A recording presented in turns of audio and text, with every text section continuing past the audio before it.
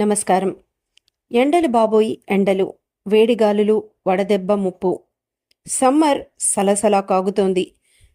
దానిలో మనం తీసుకోవాల్సిన జాగ్రత్తల గురించి చెప్పుకుందాం. ఈ సమ్మర్ సలసలే. రాష్ట్రంలో ఎండలు మండిపోతున్నాయి. ఈ మార్చి నెల మొదటి వారం నుంచే సూర్యుడు చర్రుమనిపిస్తున్నాడు.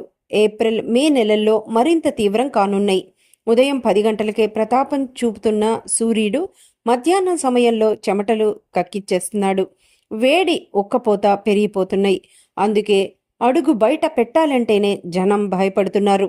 దేశంలో గడిచిన కొన్నేళ్లగా ఎండలు దంచి కొడుతున్నాయి. గ్లోబల్ వార్మింగ్, పారిశ్రామీకరణ పేరుతో ప్రపంచవ్యాప్తంగా అడవులు నరికివేత, కొండలు తొలిచివేత, భూమిలో కలవని వ్యర్థాలతో భూ ఉపరితలం నిండిపోవడం, కాలుష్యం, ప్లాస్టిక్ వినియోగం మొదలైన కారణాలతో వస్తున్న వాతావరణంలోని పెను మార్పులు విపత్తులకు కారణభూతాలవుతున్నాయి. ఎండాకాలం వచ్చిందంటే బయటికి వెళ్ళి ఏ పని చేసుకోవాలన్నా కష్టమే. అతి చెమట కాకుండా వడదెబ్బ తగిలే ప్రమాదం కూడా ఉంది. సూర్యకిరణాలు వేడిని భరించలేక శరీరంలో ఏర్పడే ఇంబ్యాలెన్స్ వల్ల వ్యక్తి స్పృహ తప్పి పడిపోతాడు. దీన్నే మనం వడదెబ్బ అంటాం. ముఖ్యంగా చిన్న పిల్లలు, వృద్ధులే ఎక్కువగా వడదెబ్బకు గురవుతూ ఉంటారు.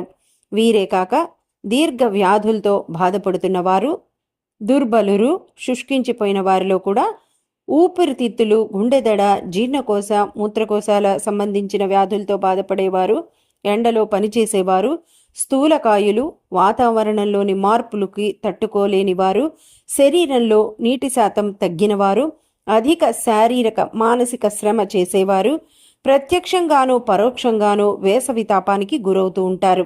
వడదెబ్బ కేసుల్లో 10ంటికి 1 మరణించడం జరుగుతుంది. కారణం ఇది అంత తేలిగ్గా తీసివేయాల్సిన సమస్య కూడా కాదు. వడదెబ్బ వల్ల మెదడులో కంజెషన్ ఏర్పడుతుంది. దీనివల్ల బలహీనత, తలనొప్పి, తల తిప్పుట, నోట్లో నీరూరడం, వాంతులు, శరీరం తూలినట్లు ఉండడం, మైకన్ రావడం, మెంటల్ కన్ఫ్యూజన్, అస్థిమితం, అమిత దాహం, కండరాలలో క్లాంప్స్, అధిక చెమటలు, మెదడులోని సెరిబ్రోఫైనల్ ద్రవంలో ప్రెషర్ పెరగడం వల్ల నాడీ మండలం దెబ్బతిని రోగి స్పృహ కోల్పోతాడు. ఒక్కొక్కసారి రక్తస్రావం, లివర్, హెపాటిక్ ఫెయిల్యూర్, షాక్ వల్ల మరణం కూడా సంభవిస్తుంది.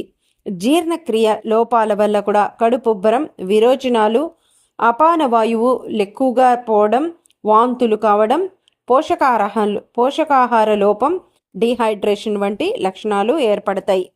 వడదెబ్బ ముఖ్య లక్షణాలు: శరీర ఉష్ణోగ్రత జ్వరం అంటే 104 నుంచి 106 డిగ్రీల ఫారెన్హీట్ వరకు ఉంటుంది. నాడీ వ్యవస్థ: నాడీ వేగంగా నిమిషానికి 150 నుంచి 160 సార్లు కొట్టుకోవడం. శ్వాస తీసుకోవడంలో ఇబ్బంది: నిమిషానికి 20 లేదా 40 సార్లు ఉచ్ఛ్వాస నిశ్వాసలు ఉంటాయి. రోగి ఆందోళనగా, నిర్లిప్తంగా, నీరసంగా ఉంటారు. మానసిక స్థితి: తల తిరగడం, వాంతులు, మగత, ఫిట్స్ లేదా స్పృహ కోల్పోవడం జరుగుతుంది. ఇతర లక్షణాలు: చెమట పట్టకపోవడం, విపరీతమైన దాహం, కండరాల నొప్పులు అంటే క్రాంప్స్ ఏర్పడుతూ ఉంటాయి. వడదెబ్బలో రకాలు: క్లాసిక్ వడదెబ్బ అంటే నాన్ ఎక్స్టెన్షనల్ అంటారు. గాలి ఆడని ఇరుకు గదుల్లో ఉండడం వల్ల పిల్లలు, వృద్ధులకు ఇది వస్తుంది. ఇది ఆల్కహాలిక్స్, మెడిసిన్స్ వాడేవారిలో కూడా ఉంటుంది. ఎగ్జర్షన్ వడదెబ్బ అంటే ఎక్స్టర్నల్ వడదెబ్బ ఎలా ఉంటుందంటే ఎండలో శారీరక శ్రమ చేసే అథ్లెట్స్, కూలీలు, మిలిటరీ వ్యక్తులకు ఇది ఎక్కువగా ఉంటుంది. తీసుకోవాల్సిన జాగ్రత్తలు: చికిత్స, తక్షణ సాయం, బాధితుడిని వెంటనే నీడలోకి లేదా చల్లని ప్రదేశానికి చేర్చాలి. దుస్తులను వదులు చేసి శరీరంపై చల్లటి నీరు చిలకరించాలి. చికిత్స ప్రారంభించే ముందు వడదెబ్బ తగిలే వ్యక్తి వయస్సు, ఎండ తీవ్రత, రోగి ఆరోగ్య పరిస్థితి, వ్యాధి లక్షణాలని బట్టి చికిత్స చేయాల్సి ఉంటుంది. పానీయాలు: కొబ్బరి నీళ్లు, మజ్జిగ, గ్లూకోజ్, ఎలక్ట్రోలైట్స్ నీళ్లు తరచుగా తీసుకోవాలి. విశ్రాంతి: ఎండలో బయట తిరిగి వచ్చిన వెంటనే నీళ్లు తాగకుండా 10 నుంచి 15 నిమిషాలు విశ్రాంతి తర్వాతే తీసుకోవాలి. ఆహారం: తాటి ముంజలు, గంజి వంటి చలవ చేసే పదార్థాలు మరియు పోషకాహారాలు తీసుకోవాలి. వేసవిలో తీసుకోవాల్సిన పోషకాహారం అంటే డైటరీ టిప్స్. ఎండలో జీర్ణ వ్యవస్థ మందగిస్తుంది కాబట్టి తేలికపాటి ఆహారం తీసుకోవడం ఉత్తమం. నీటి శాతం ఎక్కువగా ఉన్న పండ్లు, పుచ్చకాయలు, కర్బూజా, నారింజ మరియు ద్రాక్ష వంటివి శరీరానికి కావలసిన ఎలక్ట్రోలైట్స్ని అందిస్తాయి. పెరుగు, మజ్జిగ ఇవి శరీరానికి చలవ చేయడమే కాకుండా ప్రోబయోటిక్స్ వలన జీర్ణక్రియను మెరుగుపరుస్తాయి. ఉల్లిపాయలు, పచ్చి ఉల్లిపాయలను ఆహారంలో తీసుకోవడం వలన వడదెబ్బ తగలకుండా రక్షణ లభిస్తుంది. సబ్జా గింజలు, నీళ్లలో నానబెట్టిన సబ్జా గింజలు తాగడం వలన శరీర ఉష్ణోగ్రత త్వరగా తగ్గుతుంది. వడదెబ్బ తగిలినప్పుడు ప్రథమ చికిత్స ఏం చేయాలి అంటే, ఒకవేళ ఎవరైనా వడదెబ్బ వల్ల స్పృహ కోల్పోతే ఈ కార్యక్రమాన్ని పాటించండి. చల్లబరచడం. బాధితుడి చంకలు, మెడ మరియు గజ్జల భాగంలో ఐస్ ప్యాక్ లేదా తడి గుడ్డలు ఉంచాలి. ఇక్కడ రక్తనాళాలు చర్మానికి దగ్గరగా ఉండడం వలన శరీరం త్వరగా చల్లబడుతుంది. గాలి, ఫ్యాన్ లేదా కూలర్ కింద ఉంచి గాలి తగిలేలా ఉంచాలి. ద్రవాలు, స్పృహలో ఉంటేనే ఓఆర్ఎస్ లేదా మజ్జిగ తాగించాలి. స్పృహ లేకపోతే నోటి ద్వారా ఏమీ ఇవ్వకూడదు, అది గుర్తుపెట్టుకోండి. ఇతర జీవనశైలి జాగ్రత్తలు. దుస్తులు లేత రంగులో ఉండే కాటన్ దుస్తుల్నే వాడాలి. ఇవి గాలిని లోపలికి పంపి చెమటను త్వరగా పీల్చుకుంటాయి.